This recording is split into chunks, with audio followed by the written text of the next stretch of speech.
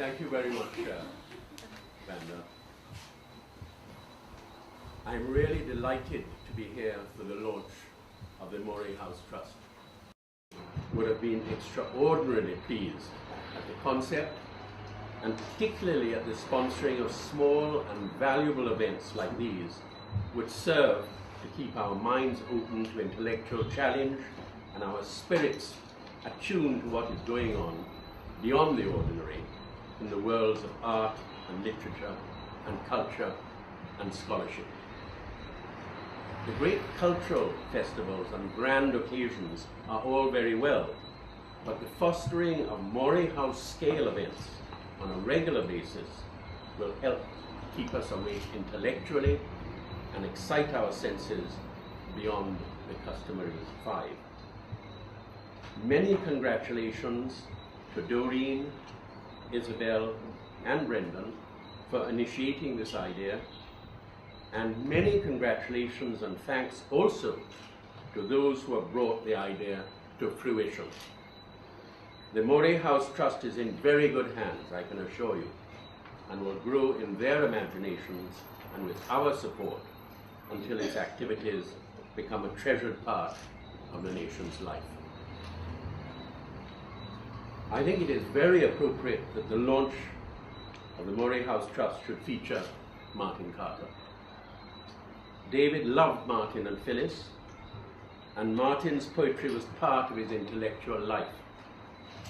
Martin was often here, and I imagine his poetry was quoted in this house more often than any other, by far.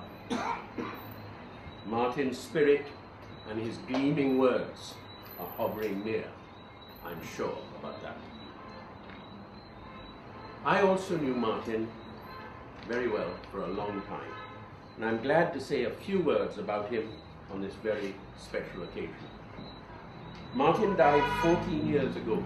It seems hardly any time at all since he died, and yet it seems a long, long time.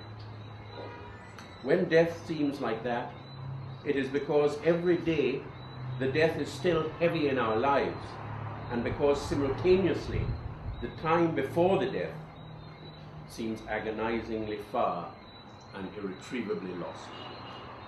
It is a feeling anyone has when someone close and deeply loved for a long time dies, and you know at once and forever, with a thud of dreadful loss, that the world for you will never be the same again. Never so good, never so true, never so comprehensible. Some essence, some pith has gone and will not return. Martin's death was one of those rare deaths when the losses seem to grow heavier as time passes. Heavy for the nation, it certainly remains. He was Guyana's greatest poet. That is simply said, but somehow not half enough is said in saying it. In his poems, he always told the truth about himself and his people and the world, so we all came to trust his words beyond all others. Why do you think Martin Carter was and is quoted by every sort of person on every sort of occasion in every kind of situation? This truth is that his poetry verifies all manner of things. There is a poem by Raina Maria Rilke about an antique marble torso of the god Apollo, the beauty of which impresses on the onlooker for all time the need to change one's life forever. The poem's central line proclaims, "You have to change your life." And to this day, I read Martin's poetry remembering he once told me about that poem and quoted that line. At the time of Martin's death, I thought about the man I had known for so long, and I tried to capture for myself what surrounded him the unique impression which all who met him felt in his presence. It was not just the effect of his unforgettable poetry, the unforgettable poetry that he wrote throughout his life. I cannot find better words than I used then to express my sense of Martin's presence. I said then, and I repeat now, there was a unique seriousness in Martin which captured one's attention and love. It was a deep seriousness about his tasks in life, about life itself, about life's meaning that went beyond anything I have felt from anyone else I've known. The task of the poet is sacred. One's integrity is sacred. The loyalties of love and friendship are sacred. The rights of men are sacred and are too often abused. The wonder of the world is sacred. And why is it that it is so often neglected? A counter aspect of his abiding seriousness about such things was the bitterness and despair he felt and often expressed about the brutishness of men, the extraordinary superficiality and hollowness of public affairs, the spiritual desolation that seems to have entrenched itself everywhere, the plunge of the world into hatred and ignorance. All this may make him seem a heavy and humorless man. Far, far from it.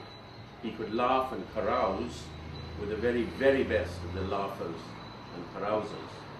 But there was that core of seriousness about the sacred, the sacredness of the word, the sacredness of the works of man in the world that never left him and that I will never forget. And now, I would just like to add a memory which is very vivid to me still. It is of dining one night with Martin in the company of David de Caries, Miles Fitzpatrick, Lloyd Servo, and Rupert Rupnerine. It was not long before Martin died. He had not fully recovered from the stroke he suffered some years before, but still he could be eloquent, and now he gave us a magnificent burst of talk in praise of the Irish poet W.B. Yeats. He ended by calling for someone to read Yeats's poem Among School Children, which he said was perhaps the greatest poem ever written.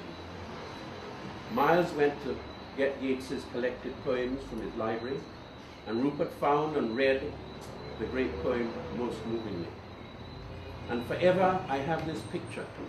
I have this picture of Martin in his seat, leaning forward, thumb pressed to his cheek, and forefinger at his forehead, tears coming to his eyes as the poem came to its marvelous end. O chestnut tree, great-rooted blossomer, are you the leaf, the blossom, or the bowl?